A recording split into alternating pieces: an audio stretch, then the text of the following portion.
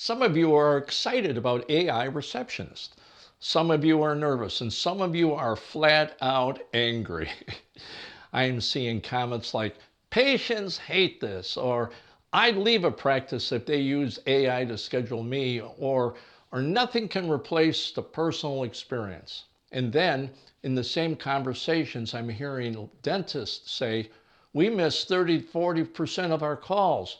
Almost half of our patient inquiries happen after hours, and we can't staff phones the way we used to. Both sides are telling the truth. What we're really debating isn't technology. We're debating what kind of practice you want to lead. You see, AI receptionists have become one of the most emotionally charged topics in dentistry, not because of what they do, but because of what people fear they'll replace: jobs, personal connection, and trust. AI receptionists are not the problem, and rejecting them outright isn't leadership either. The real issue is where and how they're being used. Here's what the data and your lived experience are telling us. Practices miss a staggering number of calls during business hours, not because teams don't care, but because they're already stretched thin. After hours, nearly half of patient inquiries go unanswered. That's not a patient problem, that's a system problem. AI can help there. It can recover lost opportunities. It can handle scheduling at 9 o'clock on Sunday night. It can make sure no patient inquiry disappears in the voicemail. That's not replacing people, it's protecting people. But here's where practices get into trouble. They put AI on the front line of personal emotion and expect patients to be okay with it. And many patients aren't. When someone calls because they're anxious, or they're embarrassed, or in pain, or maybe they're frustrated about money, that's not a scheduling problem, that's a relationship moment. And no matter how advanced the voice AI is, patients know when they're talking to a system instead of a person. They don't feel heard, they feel managed.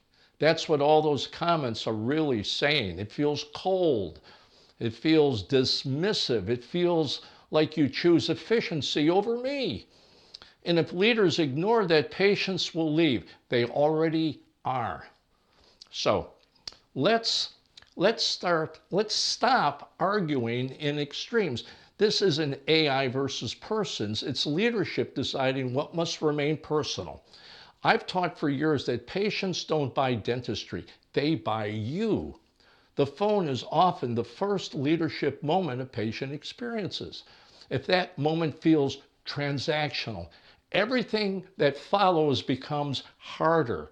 AI belongs where it removes friction, not where it replaces empathy.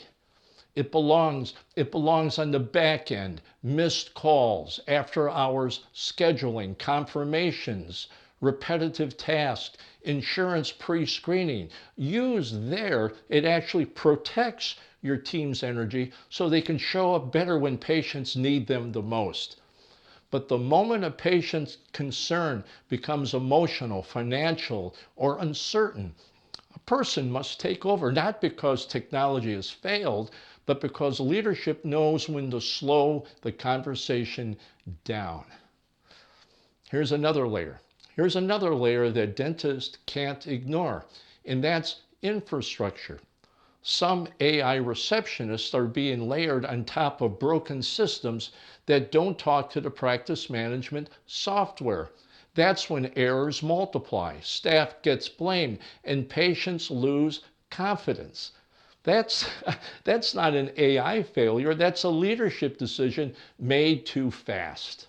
And finally, there's belief. Teams won't support tools they don't trust. Patients won't accept systems they don't understand. Leadership today isn't about installing technology, it's about creating shared meaning around why it exists and where its limits are. If your team believes AI is there to replace them, they'll resist it. If your patients believe AI is there to avoid them, they'll leave.